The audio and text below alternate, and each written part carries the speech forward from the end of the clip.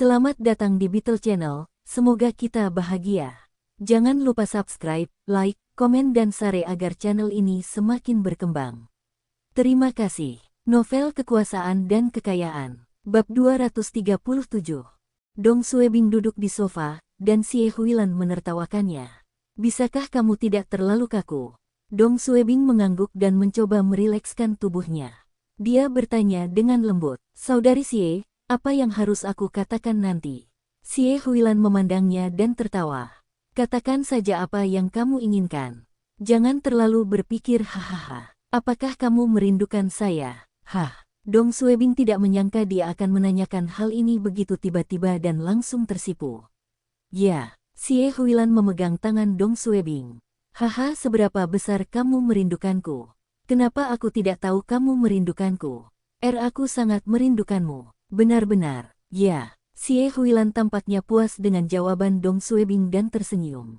Dong Suebing tidak tahu apa yang dipikirkan Xie Huilan dan tidak tahu apakah dia benar-benar memperlakukannya sebagai pacar aslinya, atau hanya memanfaatkannya untuk menghentikan keluarganya memaksanya menikah. Tetapi jika dia benar-benar memperlakukan Dong Suebing sebagai tamengnya, mengapa dia mengatakan semua ini saat ibunya tidak ada? Jika dia benar-benar menganggap Dong Suebing sebagai pacarnya, mengapa nada dan sikapnya begitu menuntut dan sombong? Dong Suebing juga tidak bisa merasakan niatnya untuk menjalin hubungan dengannya. "Kakak Xie, apa yang kamu pikirkan?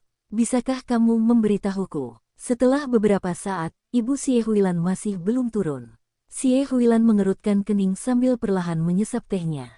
Dong Suebing tahu Ibu Xie Huilan mungkin tidak setuju dia berkencan dengan Xie Huilan dan dengan sengaja membuatnya menunggu. Setelah sekitar 5 menit, Ibu Xie Huilan, Han Jing, turun dari lantai atas perlahan. Dia adalah seorang wanita parubaya yang mirip dengan Xie Huilan.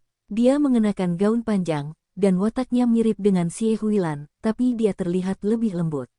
Temperamen Xie Huilan lebih sombong dan tajam. Xie Hao yang sedang menonton pertandingan sepak bola meletakkan remote control dan menyapa Ibu Xie Huilan.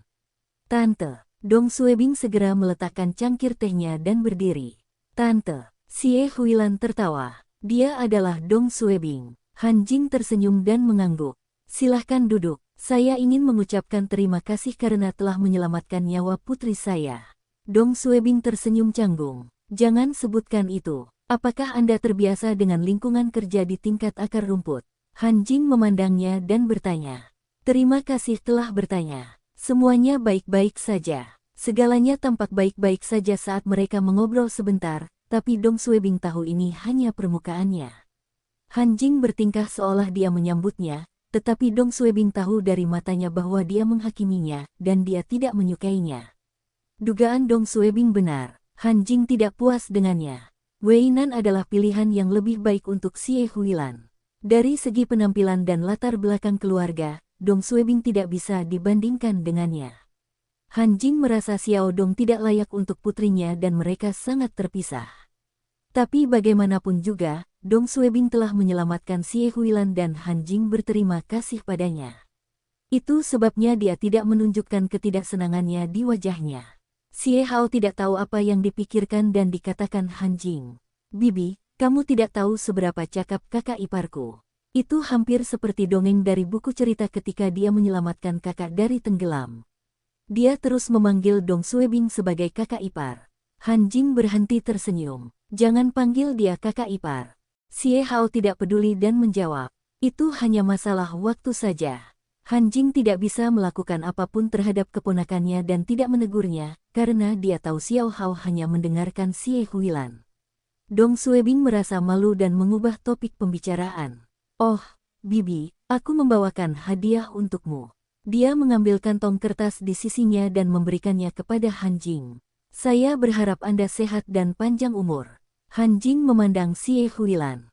"Apakah ini hadiah calon menantu?" Xie Huilan benar-benar ingin bersama Dong Suebing. "Xiao Dong, terima kasih atas hadiahmu. Tapi saya tidak akan menerimanya. Bawa kembali nanti." Han Jing masih belum menyetujui hubungan mereka dan tidak akan menerima hadiah apapun dari Dong Suebing, kata Dong Suebing. "Bibi, ini hanya hadiah kecil." Han Jing melambaikan tangannya dan menolak menerimanya. Xie Hao berkata dengan penuh semangat, "Bibi, Kakak Dong juga bukan orang luar, kenapa kamu tidak bisa menerimanya? Coba saya lihat hadiah apa ini. Xie Hao tahu apa yang kakak memanggilnya hari ini. Xie Huilan membutuhkannya untuk menghidupkan situasi. Xie Hao dengan cepat mengeluarkan kotak itu dari kantong kertas dan tertegun. Ginseng liar. Xie Huilan terkejut dan tertawa. Kamu benar-benar tahu cara memilih hadiah. Dong Suebing memandang mereka dengan bingung. Xie Huilan menjelaskan, kesehatan ibu saya kurang baik, dan dokter menyarankan dia untuk makan ginseng liar untuk mengkondisikan tubuhnya. Akan lebih baik jika ginseng liar berumur di atas 30 tahun. Namun ginseng liar jarang ditemukan, dan sebagian besar ginseng dibudidayakan. Kalaupun ada ginseng liar yang dijual, umurnya sekitar 10 tahun. Tidak ada yang akan menjual ginseng liar yang lebih tua. Haha, aku sedang mencari ginseng liar beberapa hari ini. Xie Hao bertanya, Saudara Dong, berapa umur ginseng liar ini? Jawab Dong Suebing, 50 tahun. Mata Han Jing bergerak-gerak, 50 tahun.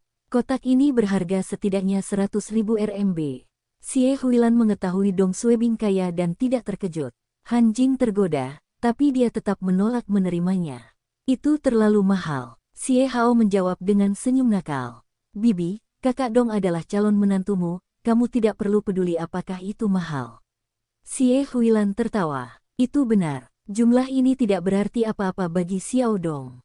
Sebelumnya, kami pergi ke pameran kuil di Liulichang, dan Xiao Dong membeli mangkuk antik kecil, yang menurut saya palsu. Namun ketika kami pergi ke Rong Baoqi untuk menjualnya, mereka menawarkan beberapa ratus ribu untuk mangkuk itu. Dia punya lebih banyak uang daripada saya sekarang. Dong Suebing mendorong kotak ginseng liar itu ke depan. Bibi, terimalah. Han Jing ragu-ragu sejenak. Ginseng liar berumur 50 tahun jarang ditemukan dan tidak bisa dibeli dengan uang. Karena dia sangat membutuhkan ginseng liar untuk meningkatkan kesehatannya, dia akhirnya menerimanya. Terima kasih atas hadiahmu, Xiao Dong. Kesannya terhadap Dong Suebing membaik. Tidak ada yang bisa memberikan hadiah yang bernilai lebih dari 100.000 RMB. Dering, dering, dering telepon di ruang tamu berdering. Han Jing berjalan mendekat dan menjawabnya dengan anggun. Dia berbicara di telepon sebentar dan kemudian menoleh ke Xie Huilan setelah dia menutup telepon. Ayahmu ada rapat di malam hari dan mungkin tidak akan kembali untuk makan malam. Jangan menunggu dia. Setelah itu, dia menoleh ke Dong Suebing. Xiao Dong, tinggedewalah untuk makan malam-malam ini. Dong Suebing menjawab dengan sopan. Tidak, terima kasih. Aku tidak akan mengganggumu. Han Jing tertawa. Haha, apakah masakanku sangat buruk? Tidak, aku takut merepotkanmu. Tidak apa-apa. Han Jing melihat arlojinya dan berkata, saya akan menyiapkan makan malam sekarang. Kalian, anak-anak muda, boleh tinggal di sini. Xie Huilan tersenyum dan berdiri. Biarkan saya membantu Anda. Han Jing memandangi putrinya. Oh, apakah hari ini matahari terbit dari barat? Dia berkata sebelum berjalan ke dapur. Xie Huilan mengikuti ibunya ke dapur dan bertanya, apa kesanmu terhadap Xiao Dong? Bagaimana menurutmu? Han Jing melirik Xie Huilan dan mengeluarkan sayuran dari lemari es. Dia menggerutu sambil mencuci sayuran. Saya tidak tahu apa yang Anda pikirkan. Apakah kamu membalas Xiao Dong karena telah menyelamatkan hidupmu? Sejujurnya, kalian berdua tidak cocok satu sama lain. Penampilan, status, usia, karakter, Anda sangat berbeda dengannya. Huilan, katakan sejujurnya. Kamu benar-benar ingin bersama Xiao Dong. Xie Huilan menyipitkan matanya dan bertanya balik pada ibunya. Bagaimana menurutmu? Han Jing menghela nafas. Aku perlu berdiskusi dengan ayahmu dulu. Xie Huilan mengakuinya dan tidak mengatakan apapun. Oh, apakah kamu yang membeli ginseng liar itu? Xie Huilan tertawa. Tidak, aku juga tidak tahu dari mana Xiao Dong mendapatkannya. Oke, jawab Han Jing. Anak ini sangat bijaksana. Dia tidak hanya bijaksana, dia juga mampu. Saat makan malam, kata Xie Huilan. Bu, kamu akan pergi ke rumah sakit untuk pemeriksaan besok. Kantor berita ada rapat di pagi hari, dan saya tidak bisa menemani Anda. Dia menoleh ke Dong Suebing dan tersenyum. Xiao Dong, temani ibuku ke rumah sakit besok pagi. Istri sekretaris, komite partai kota akan pergi ke rumah sakit dan Dong Suebing seharusnya tidak menemaninya. Namun Dong Suebing tahu Sister Xie menciptakan peluang baginya untuk lebih dekat dengan ibunya. Dong Suebing langsung setuju. Oke, saya akan menjemput bibi besok pagi. Han Jing tersenyum. Tidak dibutuhkan. Minta ayahmu agar Xiao Shen mengirimku. Xiao Shen seharusnya menjadi asisten sekretaris Partai Xie. Jawab Xie Huilan. Ada lebih banyak orang yang mengenal sekretaris Shen daripada Anda. Jika Xiao Shen menemanimu, akan terjadi keributan. Selain itu, jika dia memberitahu rumah sakit sebelum sampai di sana, akan ada sekelompok orang yang menyambut Anda. Haha, ini akan menjadi inspeksi dari para pemimpin. Han Jing juga ingin tetap low profile dan merasa apa yang dikatakan Xie Huilan benar. Kamu juga harus menanyakan apakah Xiao Dong ada waktu luang besok dulu. Dong Suebing berpikir sendiri. Meski aku sibuk, aku juga harus menyediakan waktu untukmu. Yang lebih penting daripada menemani Anda ke rumah sakit untuk pemeriksaan. Dia segera memberitahu Han Jing bahwa dia ada waktu luang besok. Novuro LB1N adalah platform pertama yang menyajikan bab ini. Han Jing mengangguk. Maaf mengganggu Anda. Jangan katakan ini. Tidak apa-apa. Xie Huilan mengingatkannya. Jangan mengendarai mobil temanmu besok. Dong Suebing takut buiknya akan menurunkan status Han Jing. Aku kembali mengendarai Buick MPV.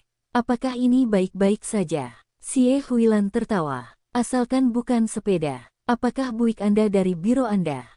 Berapa nomor platnya? Saya akan membantu Anda mendapatkan izin masuk untuk perkebunan ini. Dengan cara ini, Anda tidak akan dihentikan oleh penjaga setiap kali Anda datang. Bersambung, terima kasih telah menyaksikan dan mendukung channel ini.